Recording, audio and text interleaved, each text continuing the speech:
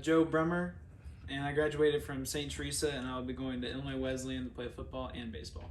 And then I'm Matt Brummer, and I graduated from St. Teresa as well, and I'll be heading to Quincy University to play baseball. Well, technically we were born in Springfield, but we first lived in Taylorville, and then we moved here around kindergarten, first grade, and then we went to Our Lady of Lourdes in grade school, and then we went to St. Teresa. What makes you two so unique? Well, you get a typical athlete that may not really excel in school, but I think we're pretty lucky and fortunate that we were both valedictorians and able to do 3 sports in high school as well, and that's not something you see every single day.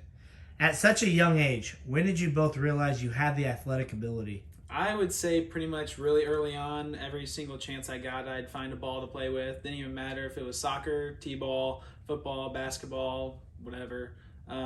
We played a lot of sports as young kids, and that was just like in our bloodline, I'd say, because both of our parents played college sports. So it was just something that we knew how to do. It's just something that came very naturally. I mean, at a young age, we were playing against each other, being competitive, always competitive. Maybe not through just sports, but everything. We always fought over things, but like it was always fun. These sports at a very young age. Before I can remember, we were just playing with each other in sports and stuff. Junior high, so 6th, 7th, and 8th, we did football, basketball, baseball, and track. We we got first in state in 7th grade in the 4x4, got 5th in 8th grade. I got 8th in the hurdles in 8th grade. And then we didn't really, basketball, we won a regional in 7th grade. And we were part of the state team when we were in 6th grade. Yeah, we played up on the 7th grade team. We got 3rd in state. And I think that's basically it. Do you have anything to add?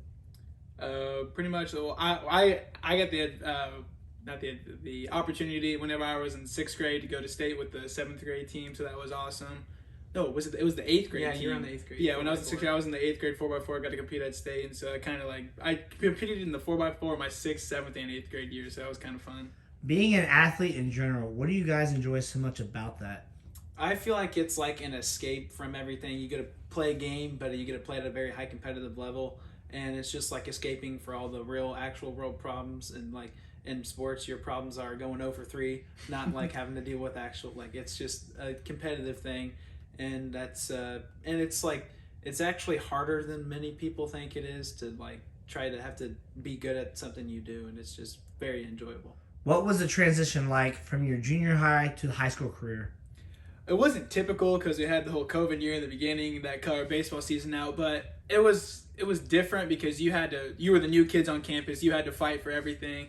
I mean, some things we were lucky that we were pretty decent at and got to play varsity right away, but it's just you got to get new to new people, new coaches, new opportunities, and you got to take every advantage you can to work hard every single day because there's people ready to take your job. You had to earn your spot. It's never given to you. You have to win over a whole new locker room as a quarterback, especially. It's just an ongoing process of winning people over and becoming more organized and gelling well and getting good chemistry with your new teammates. In addition, it was different for us because we had a close friend pass away our 8th grade year. So that, if you notice in our football games, we carried a jersey out with us, especially the senior years. That was his jersey. It was number 52. He didn't want it to be a Bulldog more than anything. And so it was very nice to be able to carry him out on the field with us in our sports. From your freshman year to your senior year, what have you learned the most? For me, it's mental toughness and leadership. I mean, as a freshman, you walk in, you're not the known name, you're not the leader. You have to create that for yourself and make sure you bring your teammates with you. Everyone can be a good teammate when you're doing great, but it's really different whenever you're having your bad days and make sure you're still a good teammate. And that goes into mental toughness. I mean, as a freshman, I would like do my little pouty stuff because everything wasn't going my way. And as I got older, I guess got stronger and didn't let things bother me as much. I say the biggest thing is that from when you're young, you just practice. You go to practice, and that's all you do. But when you get in high school and get older, you realize that practice is beyond just the time you get to practice. It just takes the extra hours that you put in is really what makes it worth it. Favorite sport to play and why? For me, it's pretty easy. Baseball has been my love from the very beginning. I do like basketball and football, but it's just baseball is different to me because to me it's the hardest one to be good at. I mean, you can throw any athlete you want, put them in the box, and have someone throw a fastball. They're not touching it. And I mean, you have to like, it's something you have to work every single day at, or you're not gonna be as good as like what you wish you could. Probably gonna have to say football. It was my love since I first started everything. I always wanted to be a football player. When I was in first grade, I think our thing was, what do you want to be when you grow up? I said an NFL player. Now, realistically, probably not going to happen. But it's always been my favorite thing, and I've always been a Notre Dame football fan since I started playing. It's just, football has been my first love, and I'll stick with it. So, playing basketball, baseball, and football, all 4 years of high school, what was that like? It's a huge time commitment. Not only are you trying to do school at the same time, but like in the summer you have all 3 practices every single day, and you have to make time to do it like outside of practice time as well. There was this one scenario where we had a baseball tournament in Indianapolis, drove back to Monticello High School for a 7-on-7, and then drove back to Indiana to continue playing in the baseball tournament. That's just like that's just what our typical summer's like. Just always busy doing whatever sport we can. And especially as freshmen, and then sometimes even as later in our careers, we would have basketball practice at 6 a.m. Then you have all school, and then we would, since we were playing JV and varsity, we would have freshman practice in the morning, JV varsity practice after school, and then later in our careers, we would shoot around before school at 6 a.m. and we'd have school, and then we'd have practice later too. It's just all that type of stuff, and then battling school with it as well. We took I think total 6 AP classes or more, and then we were all honors through school, and then we were valedictorian, so we were just, a lot of studying was involved too, a lot of late nights, early mornings was part of being. And one thing is, there was not a single study hall in a schedule all 4 years. It was a lot. What would be the biggest improvement in your game in each sport from freshman to senior year? I would say definitely time management. That's the one thing that you have to have if you want to be a 3-sport athlete and do well in school, in high school. But especially, it's just like improving your game, like in baseball, not being a dead pull hitter, being able to spray the ball over the field makes it a lot easier.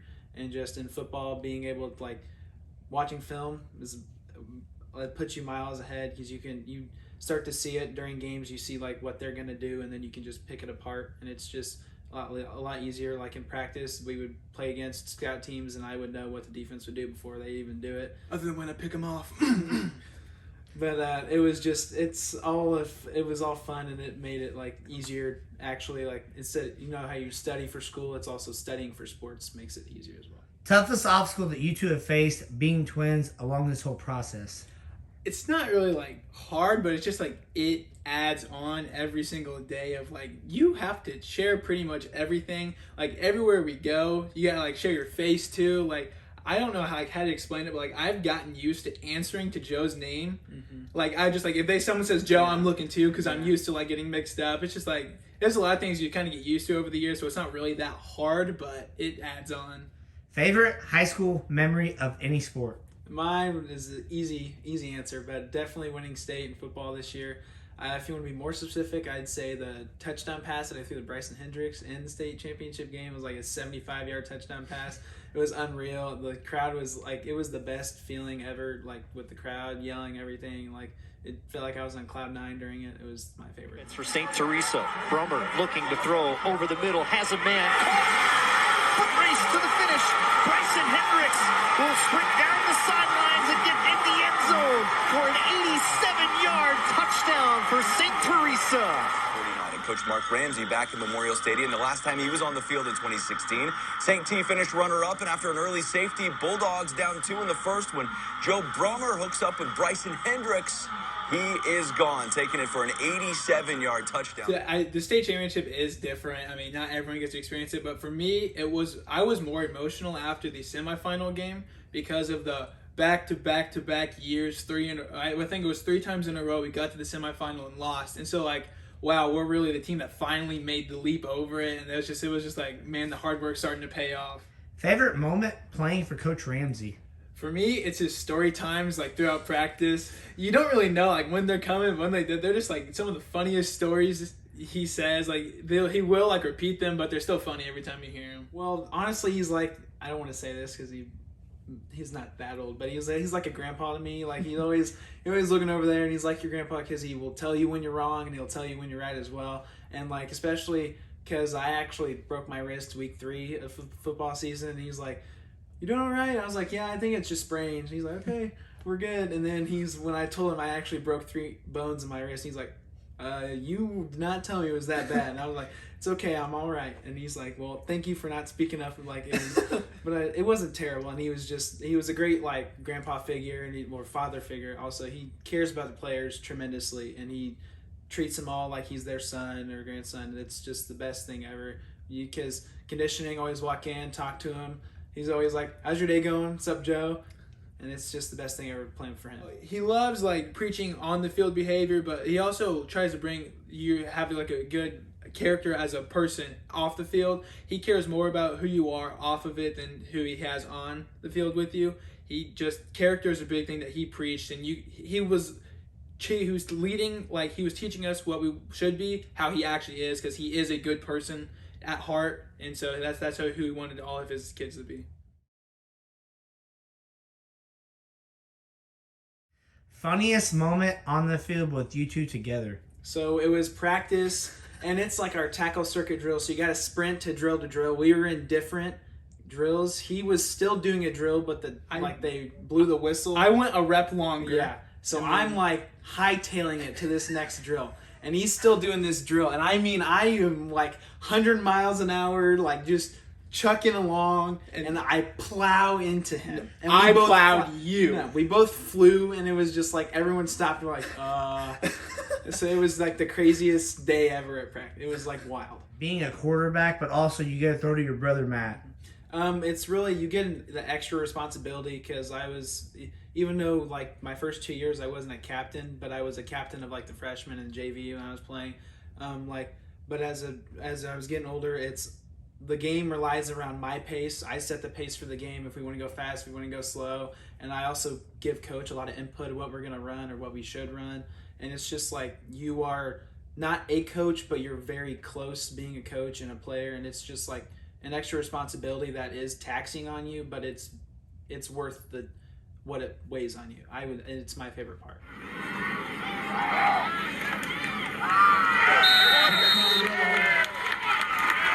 In our second half, Brummer will throw to the right towards the goal line, and he will get in. Matt Brummer on the catch and the conversion, and it's 16-8. St. Teresa in charge.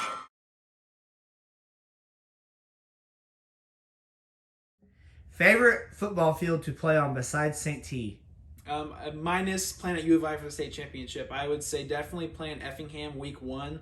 It was an unreal atmosphere. They brought the house because it was their first game on the turf as well. So it was just like, it was the best atmosphere ever. And then I'm related to a lot of people from Effingham, so it was kind of like I wouldn't say homecoming, but it's like I knew some people there, and it was just like, and it's like a stadium almost. And you don't really see that in high school football, so it was just really an enjoyable week 1 game. It was a great start to the year. Another big-time matchup in week 1 is St. Teresa met up with Effingham. The Hearts showcasing their new turf against the Bulldogs, who will showcase theirs next Friday. St. T looking sharp early. Guess who?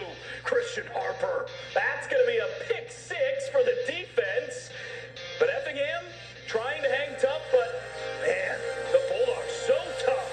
Look at that. Joe Brummer finding Bryson Hendricks for the touchdown. Back come the Hearts. John Westendorf with a carry, and folks, look at him run, the big boy. Picks up some yards, but St. T proves to be too much. It's Brummer again. This time going to the air and connecting with Jeremy Walker, who's wide open. Bulldogs to beat the Hearts 18-0. Your grandpa and family, the Brummers, are from Effingham. And how do you end up here in Decatur? So our dad got a job in Decatur at ADM, and then our mom always wanted to work at a Catholic school, and she got the opportunity at Our Lady of Lourdes. And so we ended up in Decatur. But it's always funny because on our summer baseball team, we have a lot of kids that come from Teton and Effingham, and every single year there's someone I didn't know I was related to shows up, and I find out. This year, Pete Britton I'm distantly related to, and before it was Dylan Brummer, and Caden Altoff I was a little bit related to too, and it's just someone new every single year. So finally having a turf here at Decatur St. Teresa High School, what did that mean to you?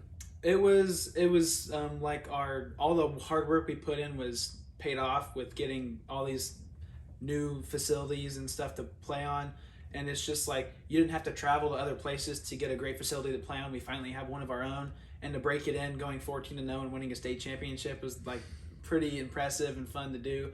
Hopefully the future still keeps doing well, and we keep breeding success through St. Teresa. And it was just a great place to be, and it's the best. It was a really great atmosphere to play in.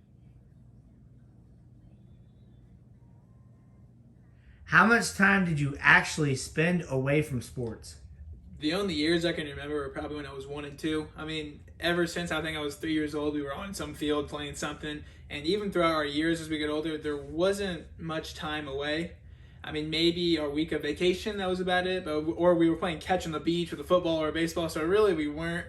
Even during COVID, we were doing stuff on our own, like putting work in every single week. And so there was not much time away from sports. A couple of years ago, you guys played Nashville. At Nashville, onside kick twice for Nashville. They convert it. And I'm thinking to myself, how in the world is this happening? Okay. And they make the field goal to win it in regulation. When you guys go through the minds of that moment, what went through everything? Well, for me, it was like I didn't play defense then. I was just a quarterback, so I'm like, okay, we score. My job was I put us up 14 with 8.5 minutes left. I'm like, hopefully this is good enough. Hopefully I did my job. And then they get I think we kick off, and then they score, and then they onside, and then they score again. So tie game, and then they onside again. They get it, but we hold them, and then we get it. And I think is the most like messed up call ever. Though we ran the 4th and 3. I think he got the first down. I think he got there, but the referee said no, he was short. So then they go down, and then they kick the field goal to win it. And it was like I was heartbroken on the sideline. I just collapsed after that.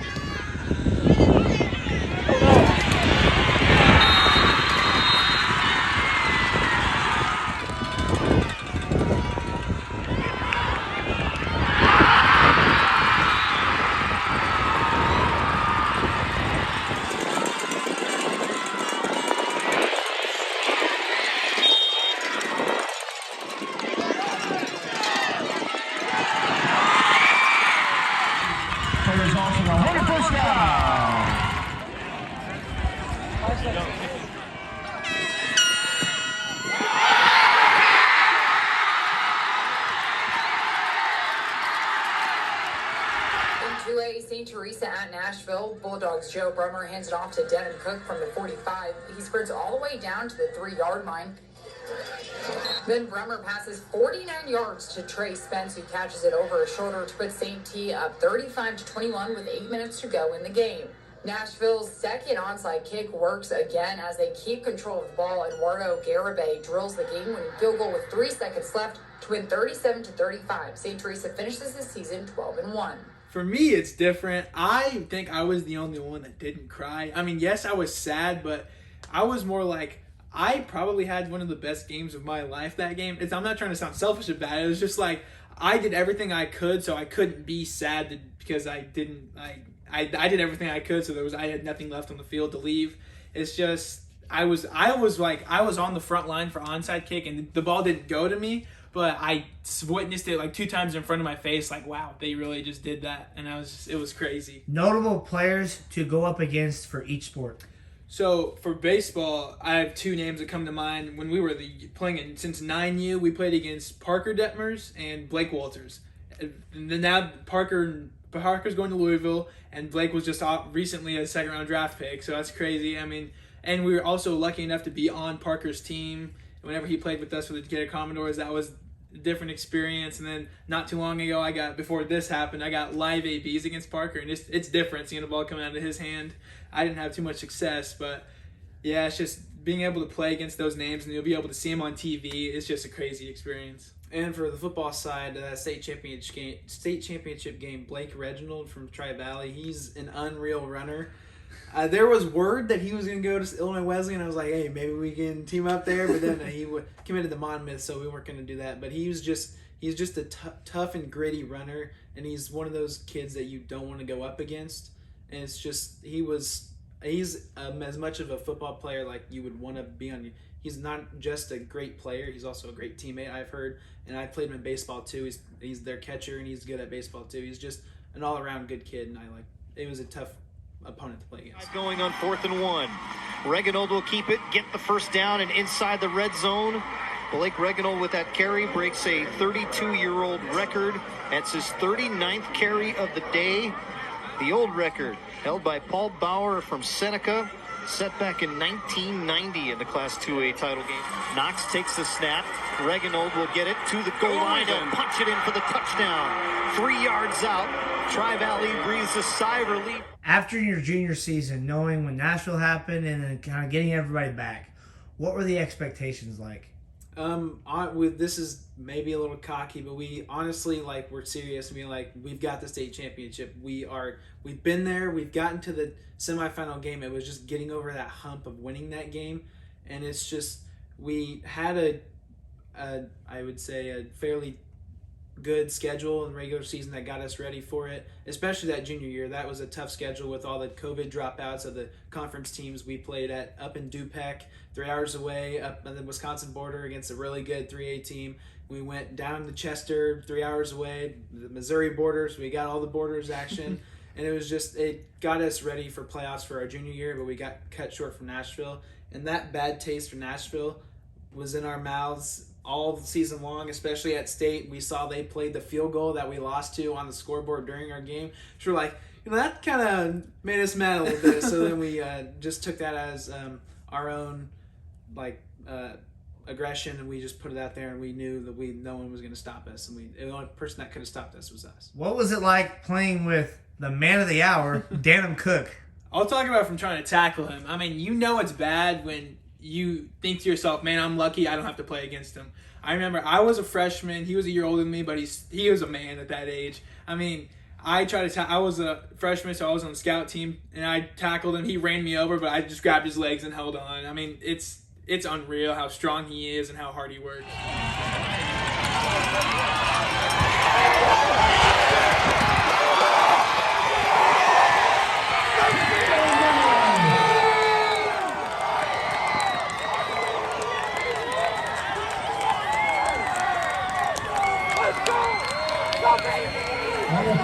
So my junior year, I had an opportunity that I got to win over the quarterback spot, and I got to play side by side with Denham every game.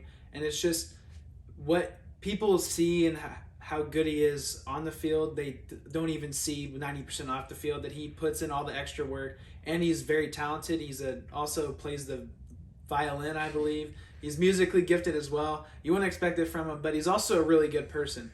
Like, I saw him the other day at a store, and we still talking like he never left and I never left. It's just he's really good, and he's a really good teammate and captain. He was great to work with. So what was it like winning the state title, knowing that you guys hadn't done that in 43 years? I would say the first thing is it's always an expectation that St. Teresa has been good at football, but everyone always says they can never get over the hump of winning a semifinal game.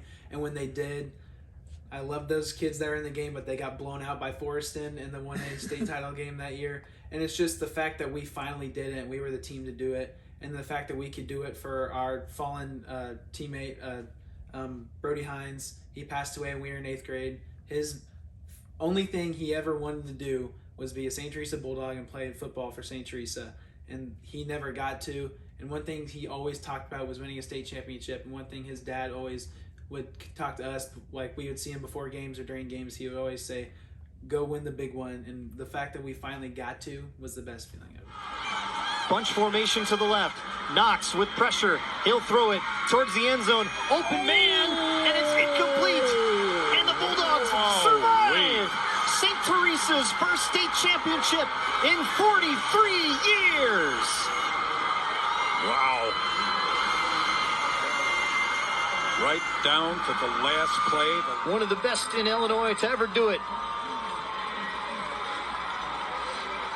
in his 40th season. Celebrate a state championship. After losing in the semifinals 3 years in a row, getting the trophy was a dream come true for the team. No matter what, but the most memorable moment that you two have together in high school, period.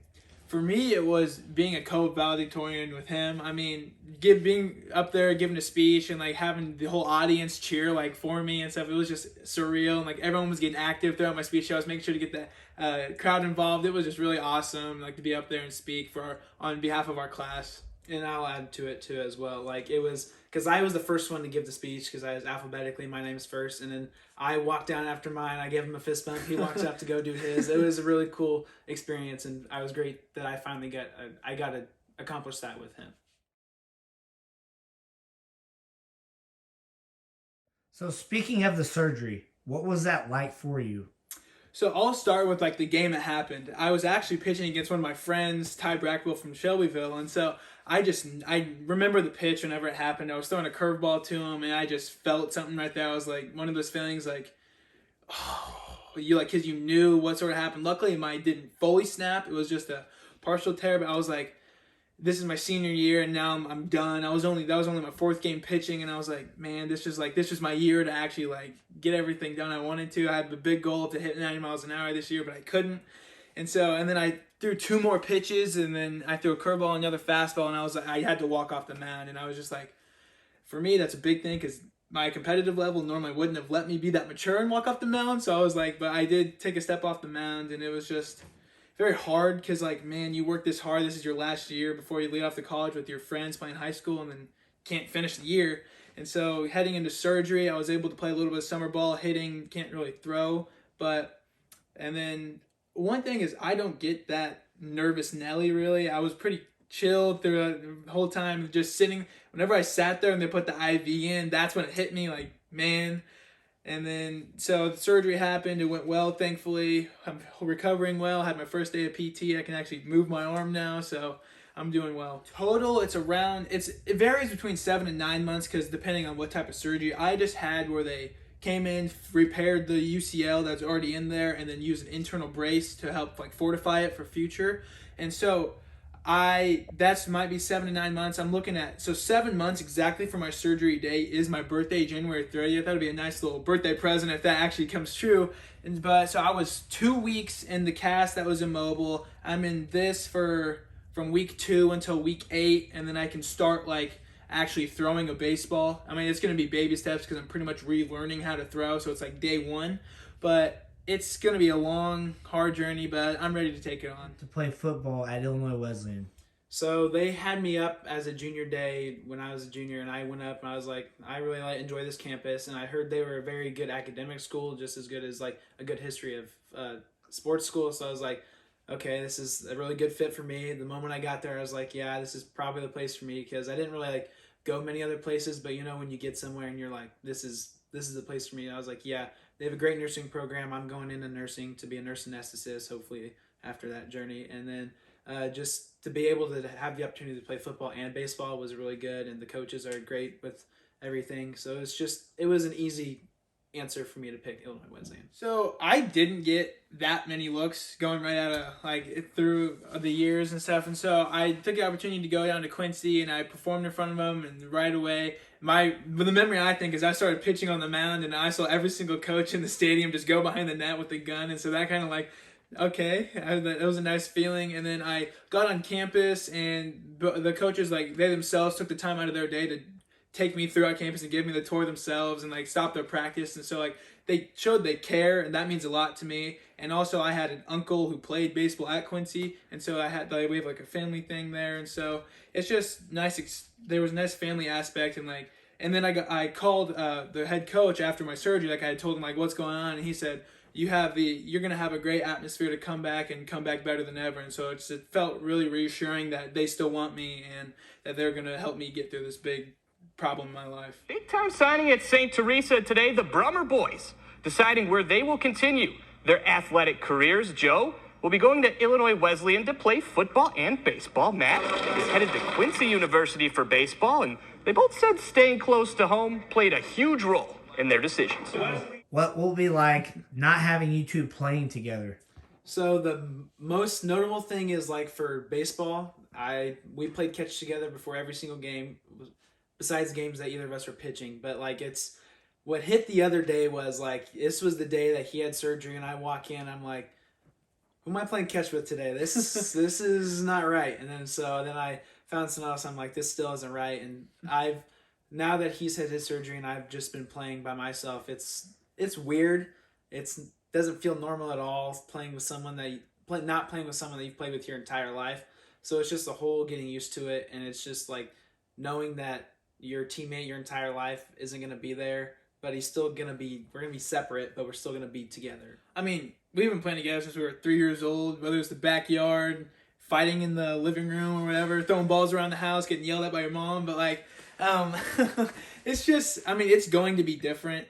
I didn't get the opportunity to like get a little glimpse at it at first like he has, but I always like to be optimistic about it. Like, oh, I'm going to be fine, and I might not. I mean, I'll call him if I need to, but like, I think it'll be okay. It'll be fine. I mean, we're both going to work hard. That's one thing that's going to be different is we could always count on each other. Whether it's the weight room, in the classroom, on the field, going extra, we could compete against each other and keep each other accountable. I mean, I'm pretty accountable myself, but that just gave me another level is you always got someone right next to you that's working just as hard and wants to beat you every single day just because, I mean, we're brothers. And so that's going to be different. How is this move affecting not only your family, but your mom and dad? So especially during baseball season, it's going to be bad because we'll be playing two completely separate schedules, and he's going to be playing in Quincy, which is 2.5 hours away. Luckily, I'm 45 minutes away. I'm not too far. But it's just the fact that, yes, they've been doing it our entire lives, but we've been also playing together. So now we're splitting. So they've got to maybe even split some games, or they go 2 go 1, 2 go there. Or it's just that, and just that it's going to tear them apart because they've been a big part of our lives, and we've been a big part of theirs. And just, I mean, I'm a mama's boy, so it's going to be like hard being away from her because she's my number one fan, but it's just that hopefully we can still make them proud as we do today and just see them whenever we can, even if like I'll have games in Wisconsin, maybe they'll go, but I know they'll be there still, even though they were far away. So we have been fortunate. Our parents go to, I think, every single game I've ever had, if not almost every single game. And it's going to be, like, they might not realize it, but we made their summers busy.